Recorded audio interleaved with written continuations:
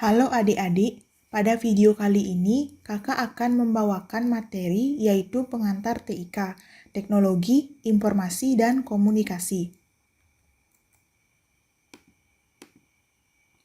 Peta konsep TIK.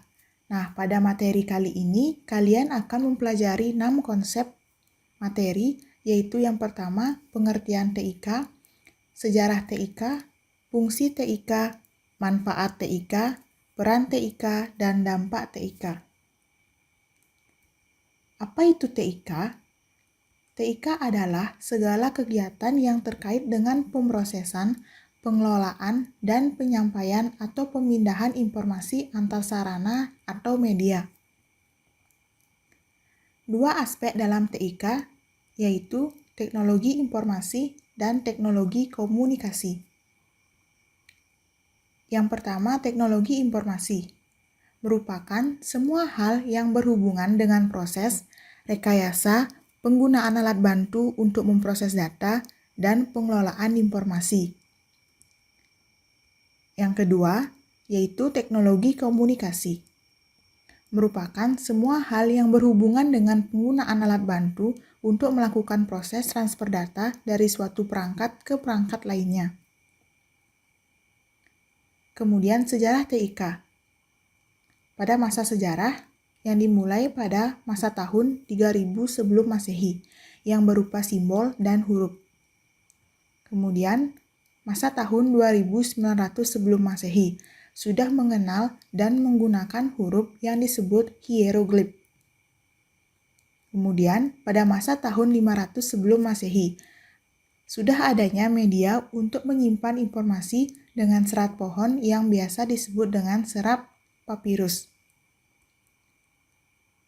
Kemudian pada masa modern, dapat dilihat mulai dari adanya telegraf, handphone, komputer, radio, televisi, dan surat kabar. Kemudian apa sih fungsi TIK? Yang pertama yaitu ada fungsi capture, sebagai alat untuk menangkap informasi dari berbagai sumber. Dengan begitu, pengguna dapat memilah informasi yang kredibel dan dapat dipercaya. Yang kedua, fungsi processing.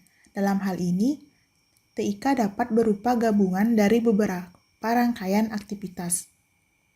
Kemudian yang ketiga, fungsi generating. Teknologi informasi dan komunikasi dapat berperan sebagai alat untuk mengelola informasi menjadi lebih terarah sehingga lebih mudah dimengerti.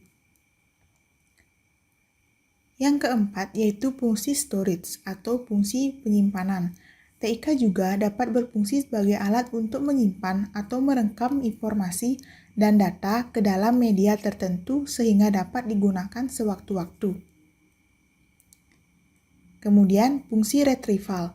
Dengan adanya TIK, maka manusia bisa menelusuri, menyalin, dan membuka kembali data atau informasi lama yang pernah disimpan di sebuah media penyimpanan. Kemudian yang terakhir, fungsi transmission. TIK juga memiliki fungsi sebagai alat untuk mengirim data atau informasi digital dengan menggunakan perangkat komputer sebagai medianya. Yang selanjutnya yaitu manfaat TIK. Yang pertama sebagai sarana komunikasi. Yang kedua mempermudah proses belajar. Yang ketiga sebagai media bertukar informasi. Selanjutnya menghemat biaya dan meningkatkan produktivitas. Peran TIK. Peran TIK dapat dilihat dari 3 bidang. Yang pertama, bidang pemerintahan, bidang ekonomi, dan bidang pendidikan. Yang pertama, bidang ekonomi. Dapat dilihat dari e-commerce, yaitu perdagangan dengan menggunakan fasilitas jaringan komunikasi internet. Kemudian ATM. ATM adalah layanan perbankan yang dilakukan menggunakan mesin yang telah diprogram oleh bank. Yang ketiga yaitu SMS banking. Layanan transaksi perbankan juga dapat dilakukan melalui SMS yang biasa disebut dengan SMS banking. Selanjutnya pada bidang pendidikan. Dapat dilihat dari digital library.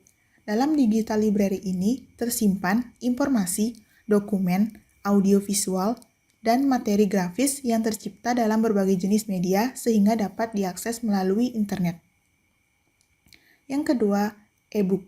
E-book merupakan suatu media digital yang mempunyai kemiripan dengan buku cetak konvensional, sebuah buku elektronik yang isinya berupa teks elektronik.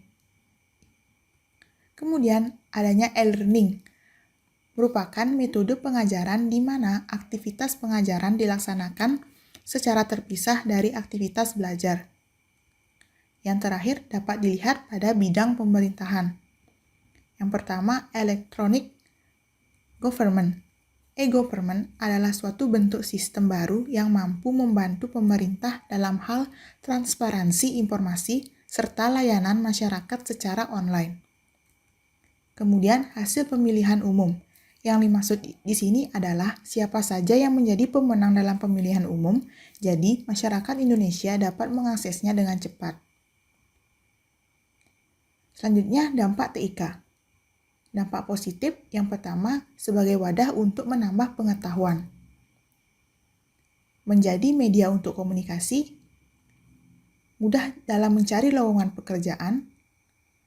Selanjutnya, lebih mudah untuk melakukan bisnis dan juga transaksinya, dan sebagai media hiburan. Kemudian dampak negatifnya, yang pertama, banyaknya konten dewasa yang tersebar di internet, kemudian tersebarnya berbagai informasi palsu.